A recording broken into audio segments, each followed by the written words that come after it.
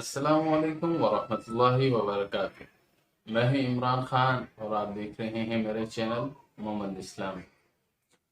سورہ اخلاص قرآن کریم کی چھوٹی سی سورت ہے جس کو یاد کرنا اور پڑھنا بے حد آسان ہے۔ تقریباً ہر مسلمان مرد اور عورت کو یہ سورت یاد ہوتی ہے۔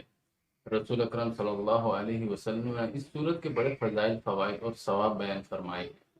اسی سلسلے میں یہاں حضور پاک صلی اللہ علیہ وسلم کے ارشادات آپ کے سامنے پیش کرتا ہوں۔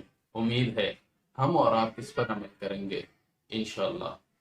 حضرت انس رضی اللہ تعالیٰ عنہ سے روایت ہے کہ ایک انصاری صحابی جو کہ مسجد قباء میں امامت کرتے تھے، وہ جب کوئی بھی سورت ان کے لیے نماز میں سورہ فاتح کے بعد شروع کرتے تھے تو اس کے شروع میں سورہ اخلاص پڑھتے تھے، پھر اس سے فارغ ہو کر دوسری سورت پڑھتے تھے اور ہر رکعت میں یہی کرتے تھے۔ تو ان کے ساتھیوں نے اس سلسلے میں ان سے بات کی کہ آپ اسی سورہ اخلاص سے ہر رکعت کا آغاز کرتے ہیں، پھر آپ اس سورت پر اکتفا بھی نہیں کرتے بلکہ دوسری سورت ساتھ پڑھتے ہیں، یا تو آپ صرف یہی سورہ اخلاص پڑھیں یا اس کو چھوڑ کر کوئی دوسری سورت پڑھا کریں، بہرحال سورہ فاتحہ کے بعد صرف ایک ہی سورت پڑھیں۔ تو انہوں نے جواباً کہا، میں تو اس طریقے کو نہیں چھوڑ سکتا، اگر تم کو یہ طریقہ ناپسند ہو تو میں تمہاری امامت چھوڑ دوں گا۔ اور وہ لوگ امام صاحب کو اپنے لوگوں میں سب سے بہتر سمجھتے تھے، چنانچہ انہوں نے اس بات کو ناپسند کیا کہ ان کے علاوہ کوئی اور امامت کرے۔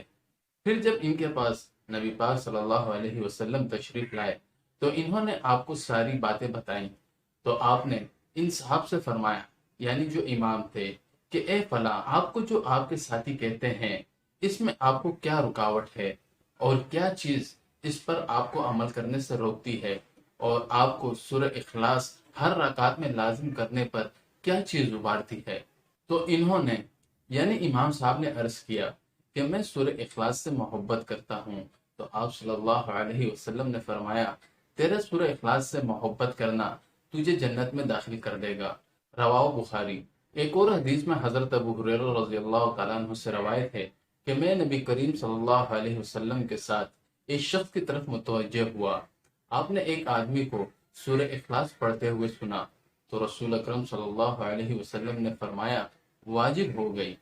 میں نے عرض کیا، یا رسول اللہ صلی اللہ علیہ وسلم، کیا واجب ہو گئی؟ آپ نے فرمایا، جنت۔ رواہ ترمذی۔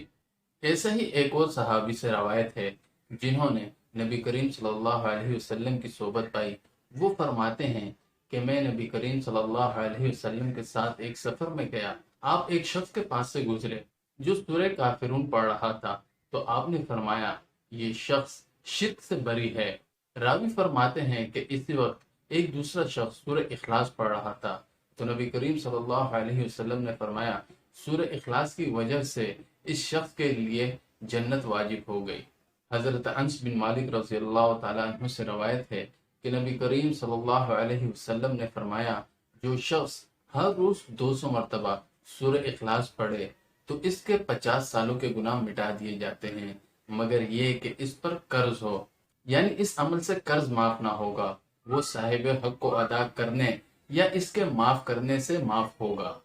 ایک اور حدیث میں حضرت انس بن مالک رضی اللہ تعالیٰ عنہ سے روایت ہے کہ نبی کریم صلی اللہ علیہ وسلم نے فرمایا، جو شخص اپنے بستر پر سونے کا ارادہ کر لے اور وہ اپنے دائیں کروٹ پر لیٹ جائے، پھر 100 مرتبہ سورہ اخلاص پڑھے، تو جب قیامت کا دن ہوگا تو اللہ تعالیٰ اس کو فرمائیں گے کہ اے میرے بندے، اپنے دائیں جانب سے جنت میں داخل ہو جا۔ رواہ ترمذی۔ میرے بھائیو، اللہ رب العزت نے قرآن پاک میں ہر بیماری کا علاج اور ہر مسئلے کا حل رکھا ہوا ہے، ہم اس پر عمل تو کریں۔ اللہ پاک ہمیں قرآن پاک پڑھنے کی اور اس پر عمل کرنے کی توفیق عطا فرمائے۔